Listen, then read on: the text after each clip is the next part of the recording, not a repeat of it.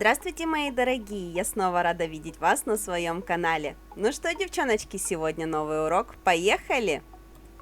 Сегодня у меня для вас обзор на продукцию торговой марки P&B. Сегодня мы с вами сделаем наращивание ноготочков с этим материалом и посмотрим, как же этим материалом вживую можно пользоваться. Как обычно, ссылочки на весь предоставленный материал ищите в описании. Сегодня у меня на коррекции ручки моей мамы. В прошлый раз мы ей их делали в технике без опила, и, как я говорила, эта техника мне категорически не нравится. Поэтому сегодня будем делать полное перенаращивание. Хочу вернуть форму, которая у нас уже благодаря 1000 коррекциям немножечко поплыла. Ну и в принципе хочу, конечно же, использовать все возможности материала. Мне интересно попробовать все от и до. Снимаю старый материал, снимаю его, как обычно, не до самой ногтевой пластины, потому что лишний раз пилить по натуральному ноготочку я считаю излишним, совершенно категорически ненужным. Полностью убираю отросшую часть натурального ноготочка, потому что мне нужно максимально правильно и четко поставить бумажный шаблон для того, чтобы он у меня стал максимально правильно под ноготочек и чтобы у меня получился максимально узенький нарощенный ноготь. И именно если я оставлю длину натурального ноготка, а особенно если я вдруг оставлю уголочки натурального ноготка, они мне будут, конечно же, в этом деле мешать, а потом еще прорежут мой материал и будут делать мне очень неинтересные вещи. Например, при опиле в таком случае могут начать выпадать галки, либо при опиле, либо при носке таких ноготков. Итак, подготовили ноготочки, отодвигаем кутикулу, убираем птериги, наносим дегидратор и бонд. В данном случае у этой торговой марки так называются эти препараты. На самом деле дегидрирующие препараты не так часто встречаются, и они безумно полезны. Потому что очень часто у нас есть клиенты с влажными ногтями, на которых плохо держатся материалы, которые хочется подсушить. Праймер с подсушивающими способностями не справляется, у него немножечко другая задача. У него задача взрыхлить поверхность ногтевой пластины для того, чтобы обеспечить сцепление со следующими слоями искусственного материала.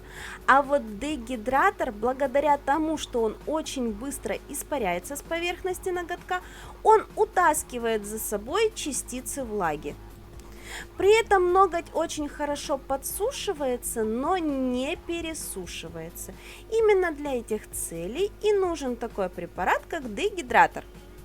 Но какими бы классными ни были подготавливающие препараты, вам все равно нужно очень внимательно убрать птериги с ноготка, иначе у вас на клетках кожи все равно пойдет отслойка.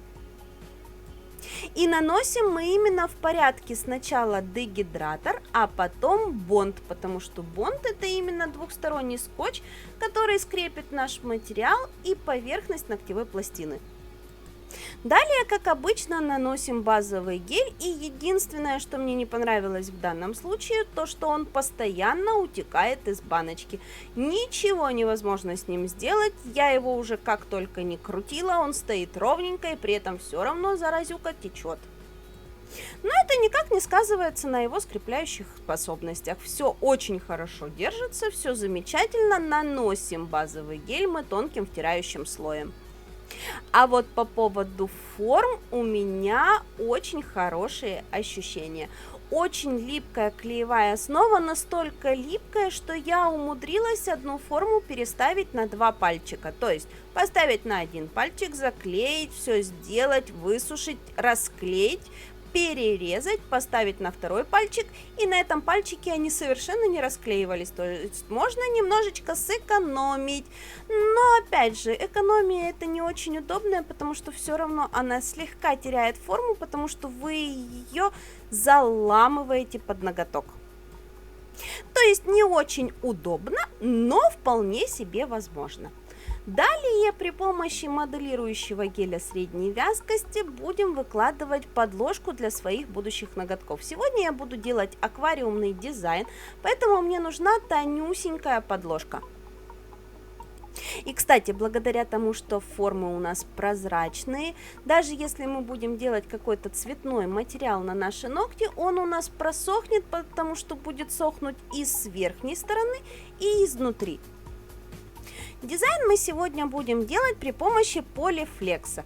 Это еще одно название гибридных акригелей, полигелей, акрилатиков, кто как его называет. Тем не менее, это тот же материал, как и везде. Единственное, что они всегда отличаются между собой вязкостью. Вот вязкость этого материала мне довольно-таки понравилась. Он не самовыравнивается, никуда не подтекает. Очень хорошо держит свою форму, не печет в лампе, как в принципе не пекут и все остальные материалы данного вида. Ну и в принципе он очень мягок в работе и нисколечко не разочаровал. Я смешала этот материал с двумя видами блесточек. В данном случае у меня золотые блестки и такие очень темно-коричневого оттенка. К сожалению, камера не передает, но вот эти темно-коричневые блестки, они имеют еще голографический отблеск и очень интересно смотрятся. Мы же выкладываем эти два вида блесток какими-то фигурными разводами. Нам нужно все это как-то интересно разложить, чтобы сымитировать поверхность какого-то камня, не камня. В общем, что мы здесь имитируем, еще не до конца понятно. Понятно будет тогда, когда мы сделаем полностью. Далее на прозрачный моделирующий гель раскладываем еще немножечко блесток. Ну, нам же, конечно же, мало блеска в этих ногтях, поэтому берем крупные хлопья блестящие и белую манку, так называемую, и раскладываем их на поверхности ногтя. Внимание, девочки, манка — это не крупа манная, это так называются блесточки.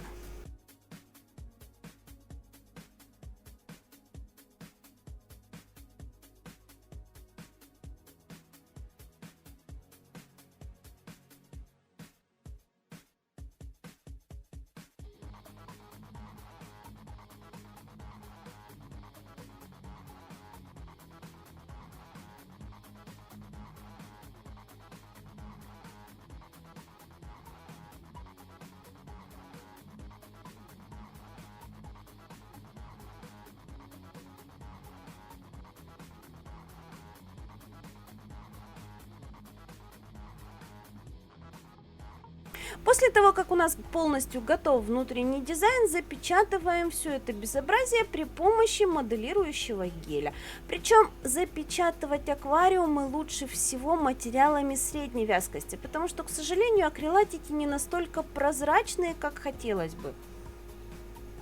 Запечатываем, выстраиваем основную архитектуру, дальше будем пилить.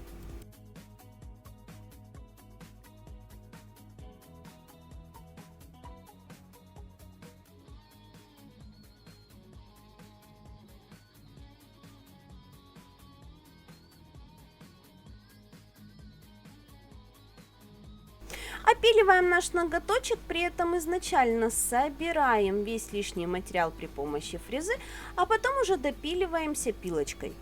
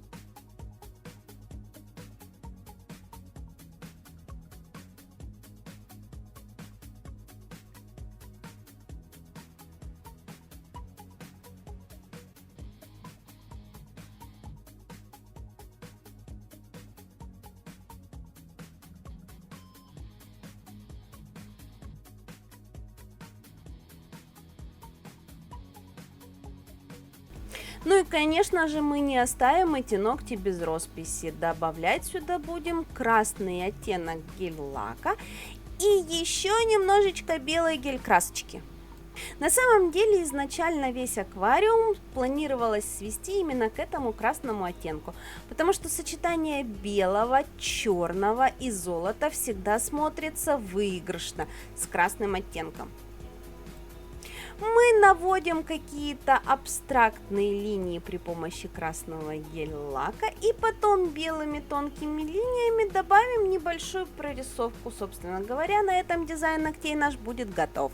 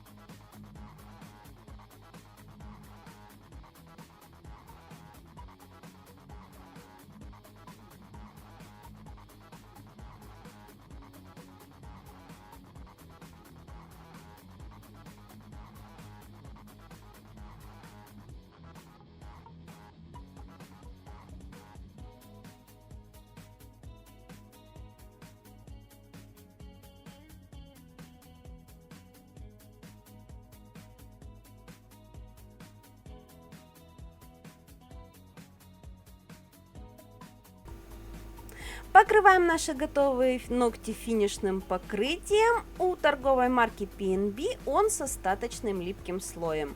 Напоминаю, что ссылочки на весь материал вы можете найти в описании, а у нас получились вот такие ноготочки. Безумно красивые, вживую, как обычно, горят того, чего камера не видит совершенно. Надеюсь, вам сегодня было интересно, надеюсь, вам сегодня было полезно, вы узнали для себя что-то новенькое. Я же благодарю компанию P&B за предоставленные материалы. Встретимся с вами в новых уроках. Всем до новых встреч. Пока!